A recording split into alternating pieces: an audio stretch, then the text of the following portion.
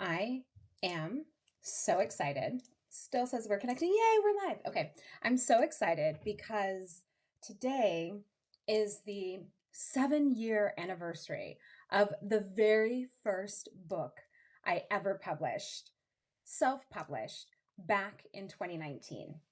It's this little book called How to Be a Drag Queen, a guide book for female drag queens and emerging drag artists. Hola, friends! I'm so happy y'all are here. I know you have the book today. Believe it or not, Jessica, this is the first book I published, Beth, and I published it back in 2019, and it was 7 years ago. Like, I was looking over the table of contents, and this is how old it is. There's a chapter called CDs and your music. Like, nobody has CDs anymore. You have like, it's either on Spotify or a thumb drive. It's just crazy how much has changed. And it's the anniversary. 7 years ago today, I published this book. And I thought, how fun would it be to share with y'all 5 things that I've learned since I published this book 5 years or 7 years ago. But before I do, I really want to share something. I was rereading it yesterday to kind of like get my mind together about what today, like what I wanted to talk about.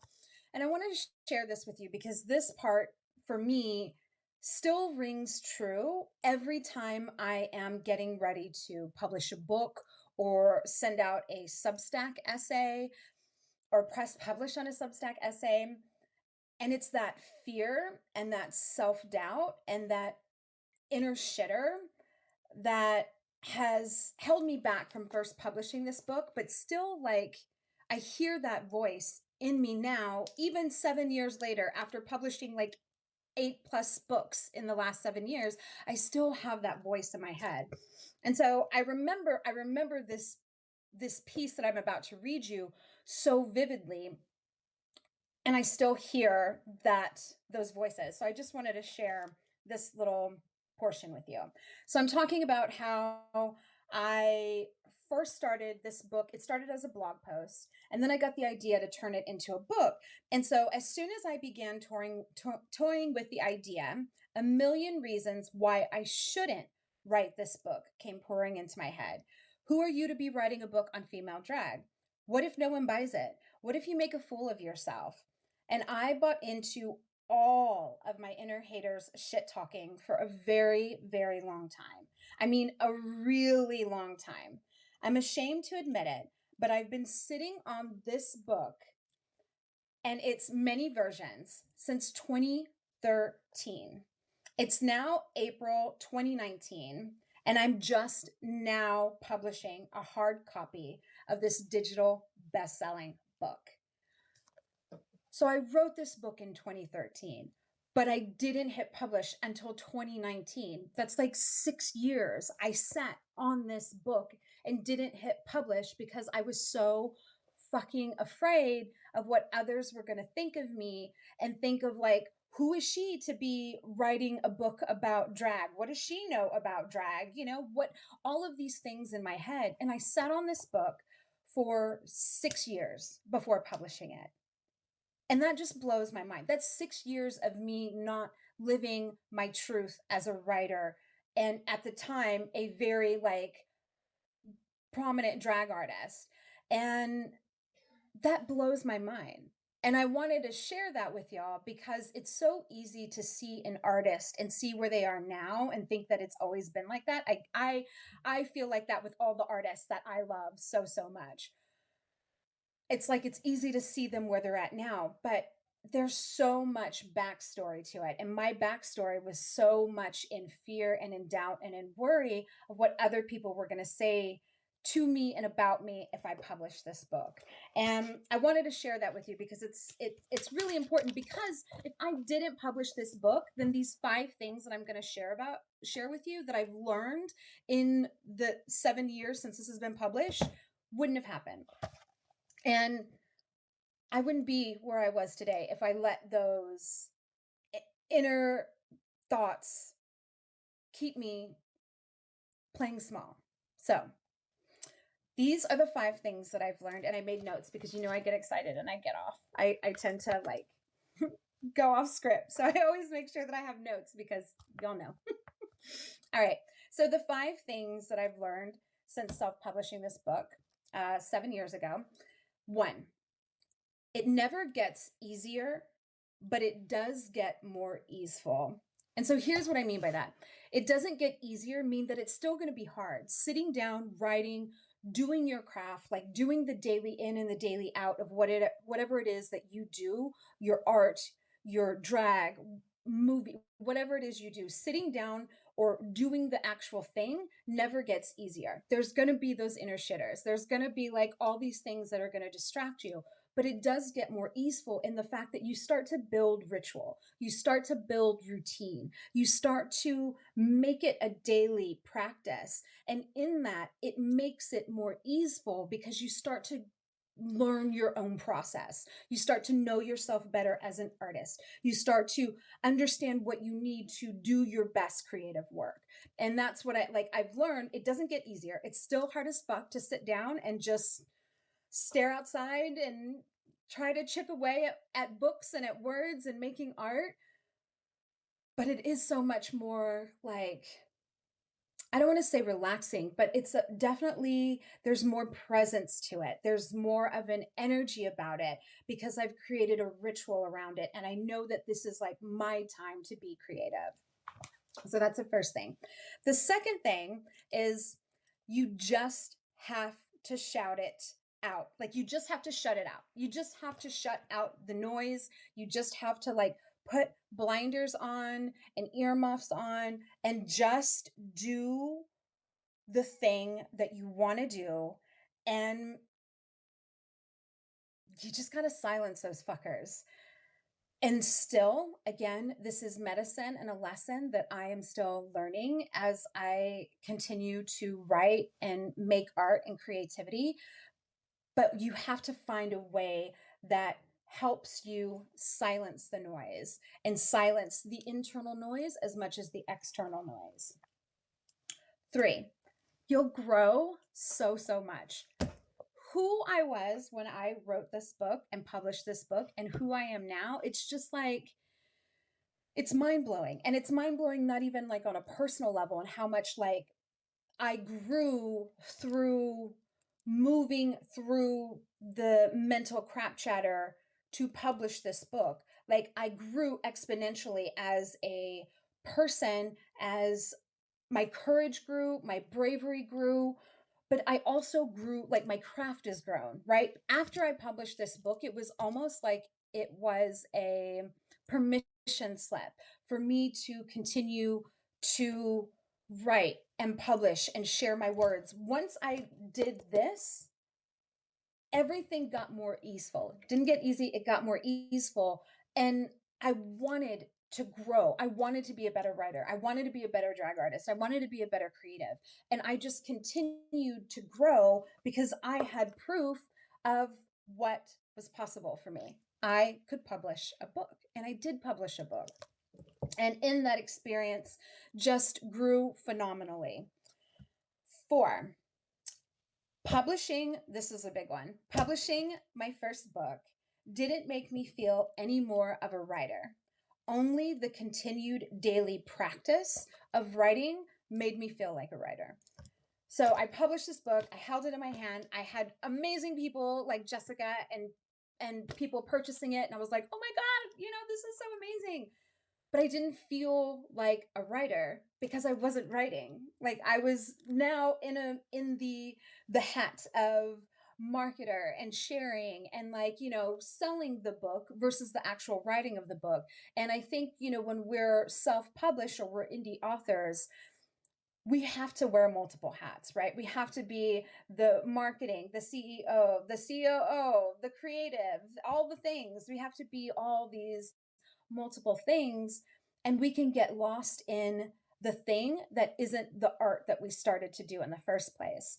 And when I published this book, I was so excited because I had a published book, but I was like, I'm not writing. And what I found was I love it. I love I will never, ever, ever get over like the feeling of holding my book, like the first time of any first book in my hands.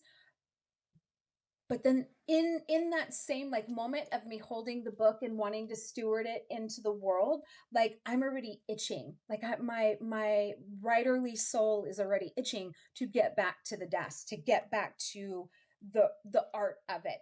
As I steward this in, it's like a yin yang thing for me. It's like an outward where I'm stewarding this book, and then like an internal thing that is swirling around saying, right, right, right. Get back to the practice of writing. All right. Finally, the fifth thing, I'm going to take a sip of water. The fifth thing is you never know who is watching. You never know who is reading. You never know who is looking at your work. And let me tell you this is what happens when you bet on yourself and you jump on your own bandwagon first. Because of this book, because I self-published this book, because I got over my internal fears and my internal crap chatter, and I bet on myself and my talents and my craft as a writer and a drag artist, because this book, I got a publishing deal. I got a 3-book publishing deal from this book. A publisher went to my Amazon, saw this book, and they were looking for somebody to write. I have it back here. They were looking for somebody to write a book on drag called The Little Book of Drag. And they found this book on Amazon, bought it, read it, emailed me, and said, we would like for you to write this book called A Little Book of Drag. Do you want to do it? That's literally how I got my book deal. It's literally how my first traditionally published book came through, was because I bet on myself and I self-published this first. It is huge to think about all the things, all these little dominoes that wouldn't have fallen if I would have sat on this book any longer than I already had. I sat on it from 2013 to 2019. Had I not published this book, then all the other books, all the things that I've birthed since then would not have happened. And that blows my mind. And this is what I mean. And this is why it's so important, and why I talk about wild dreams all the time, because you are selling yourself and your creativity short if you do not bet on yourself. If you do not move through the fear and doubt and do it scared and do it anyway, you are missing out on such huge potential that you couldn't even dream. I could not have dreamt that by putting this book out on Amazon and self-publishing it in 2019, that a traditional publishing house would have reached out to me. I think I wrote The Little Book of Drag in 2022, I believe. I think it was 2021 or 2022. They wouldn't have reached out to me in 2021, 2022 to write that book. And then from The Little Book of Drag, they loved that book so much. It did really well. They were like, we want to work with you again. And so I negotiated my contract, and I wrote Be More Drag. And then again, they wanted to work with me again. And then I did my 3rd book with them, which is Magic for Transformation, which is the latest one that just got published last year. So all of that to say, friends, if you leave this video with only one thing, may that one thing be always bet on yourself. Jump on your own bandwagon first, because nobody else will. Like, and they will eventually once like you start, blowing up and, all the things, but you have to bet on yourself first. You have to believe in your wild dreams. You have to put that book out there, that project, that sticker, whatever it is you do, you have to put it out there first and bypass all the mental crap chatter, because so much beauty and potential is just waiting on the other side of you moving through your fear. And that's what I wanted to share on the anniversary of my very, very first book being published. I cannot believe how it's been 7 years. I cannot believe how much has changed and grown, and how I've grown as an author and as a person and as an artist, even as a drag artist. And it felt really important, especially now, to share the message of keep moving forward, keep doing you, keep doing it. Just keep making your art. We need it so, so much. And I am just waiting for each of y'all to blow up because it is so, so possible. Everything is possible. And it is like you always hear those stories about people who get book deals in the most unconventional ways. And it does happen. Like it really does happen. It really does happen. So keep making your art, keep doing you. I love y'all so, so much. Thank you for joining me live and sharing in this little celebration of how to be a drag queen. I've actually thought about going back and updating it, but I have so many other projects, but I feel like maybe she needs a little bit of love. So there might be a new edition coming up. Who knows? But for now, this is where it started. We all start somewhere. This is what started my journey as an author. And it's probably my favorite book because without this, none of the other ones would have been written. So go do your art. I love y'all so, so much. Thank you for joining me live. I love you, Beth. I love you, Jessica. I love y'all. Well, I know volume 2, right? Maybe you can co-write it with me, Jessica. That would be fun. And is your advice in here, Jessica? I can't remember. Did I get what I loved about this book is you know what? I need to get your advice in here. I had 19 of my favorite drag artists give their advice. And it's so much fun because these are like some of my favorite drag artists giving their advice. Yeah, totally, Jessica. We should totally put you in there. Volume 2. Okay. I love y'all so, so much. Thank you for being here with me live. Go make your art. Go make your art. Go do it. Go put it out there. And if you need encouragement, if you need somebody to like be on your bandwagon with you when you do like the scary thing and push publish, let me know. I'm there. I'll be like, I'll do it. You got this because you do. And I love you. And Lakesh, I'll see you next time. Bye, friends.